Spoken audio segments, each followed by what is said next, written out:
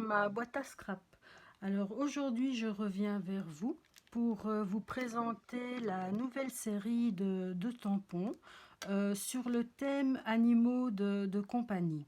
Alors on a deux tampons avec des petits animaux et un tampon avec des sentiments, donc des petits messages que l'on peut mettre sur les cartes ou pourquoi pas sur nos pages photos. Et celui-là, je le trouve très sympa parce qu'il y a aussi des petites empreintes de pattes que l'on peut aussi rajouter sur notre projet. Je trouve ça très mignon. Alors, certains d'entre vous donc, se demandent un petit peu comment est-ce qu'on peut utiliser les tampons. Alors, je vais vous expliquer deux façons de faire. Donc, la première, c'est je vais ranger ceci. Donc, c'est la plaque de plexi. Comme ça, voilà. Donc, c'est la plaque de plexi. Donc, celle-ci, elle mesure plus ou moins 6 cm sur 15, je pense, que vous pouvez retrouver dans le catalogue, pages 65 et 64 et 65, dans le nouveau catalogue 2021. Alors, comment est-ce qu'on va procéder? Donc, premièrement, on choisit notre petit tampon. Donc, par exemple, ici, la petite tortue, moi, elle me plaît bien. Alors, quand vous avez le tampon, le petit tampon en main, donc vous avez une partie en relief et une partie lisse. Donc c'est cette partie lisse que vous allez placer sur la plaque de plexi, pardon. Voilà. Vous prenez aussi votre support, donc un papier, une page ou votre fond de carte, que vous pouvez, il vaut mieux fixer sur votre support de travail. Ici, c'est ma plaque multimédia, mais ça peut être un tapis de découpe, ça peut être ce que vous utilisez d'habitude. Alors, pour ancrer, on peut utiliser deux encres différentes. Alors, la première, c'est l'encre E-Zinc, qui est une encre à séchage rapide. Celle-ci a l'avantage de me permettre d'utiliser des feutres à alcool, comme par exemple les caméléons, que certains d'entre vous connaissent déjà, parce que je pense que j'en ai déjà parlé, mais pas en vidéo. Je pense que je vous les ai présentés avec des photos. Et donc, quand je vais utiliser ces feutres pour coloriser ma petite tortue, eh bien, l'encre va sécher rapidement et je ne vais pas abîmer les contours de mon dessin. Par contre, celle-ci, que je peux aussi utiliser pour ancrer, mais plutôt, je vais dire, sur un fond uni, donc où je ne vais pas aller coloriser mon dessin. Donc, cette fois-ci, je vais utiliser la E-Zinc. Donc, comment est-ce que je place mon petit plexi comme ça, et je vais venir tamponner l'encre sur le tampon. Voilà, alors elle a l'air d'être un peu transparente, c'est normal. Vous allez le voir quand on va faire l'empreinte. Alors moi, j'enlève un peu le surplus sur les côtés pour ne pas salir mon projet. Et je remets un petit peu d'encre parce qu'une fois que je l'ai posé, eh bien, il est posé.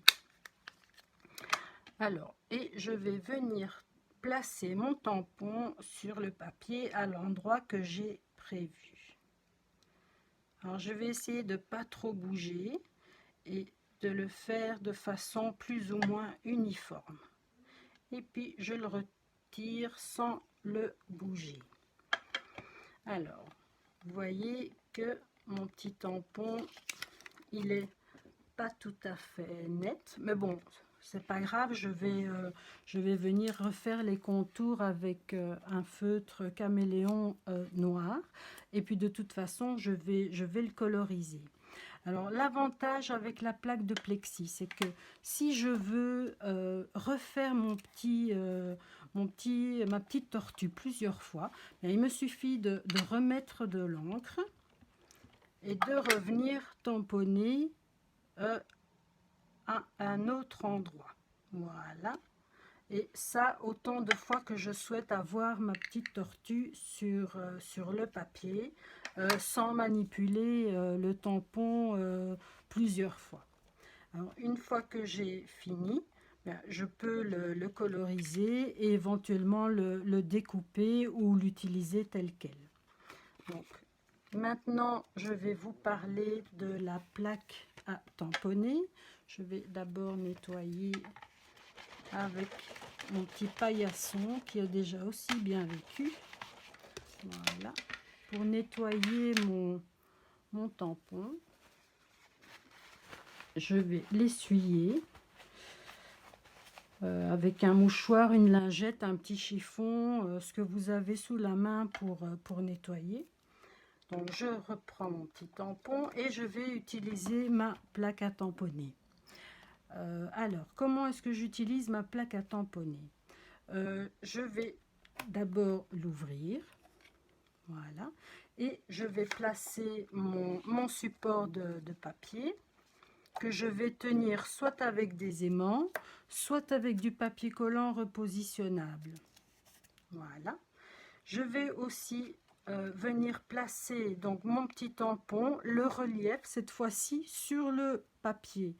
Je vais le placer directement là où j'ai envie qu'il soit.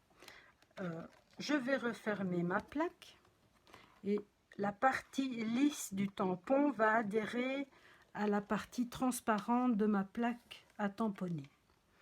Une fois que j'ai fait ça, je vais venir mettre de l'encre sur la partie en relief comme la plaque de plexi et je vais refermer pour tamponner à l'endroit que j'ai prévu.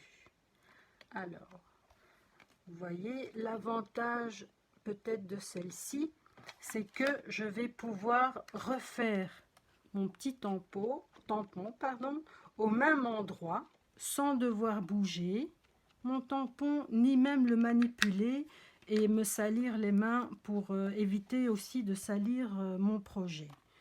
Donc je vais retamponner dessus, voilà, et comme ça on peut le faire autant de fois qu'on veut jusqu'à ce qu'on obtienne le dessin comme on le souhaite. Voilà. Une fois que c'est fait, avant de manipuler, nettoyer votre petit tampon, je vais peut-être le placer sur la plaque de plexi pour la nettoyer ici, ce sera plus simple. Voilà, comme ça. Voilà. Voilà, que je vais venir ranger. Alors, ici, pour la plaque à tamponner, je peux aussi faire mon tampon plusieurs fois. Le désavantage, c'est que je vais d'abord, avant de déplacer mon tampon, soit je le nettoie et je viens le placer à un autre endroit que j'ai prévu, en sachant que si mon tampon est sale, il va déjà faire une empreinte sur mon papier. Donc, il vaut mieux d'abord, avant de manipuler votre tampon pour le faire ailleurs, sur votre support, de le nettoyer un petit peu. Ou alors, vous restez au même endroit et vous appuyez, vous tamponnez plusieurs fois jusqu'à ce que le résultat vous plaise. Voilà pour les tampons. J'espère que cette petite vidéo vous a aidé à mieux comprendre comment utiliser vos tampons. Et si vous avez des questions, bien n'hésitez pas à revenir vers moi. Merci beaucoup, à bientôt.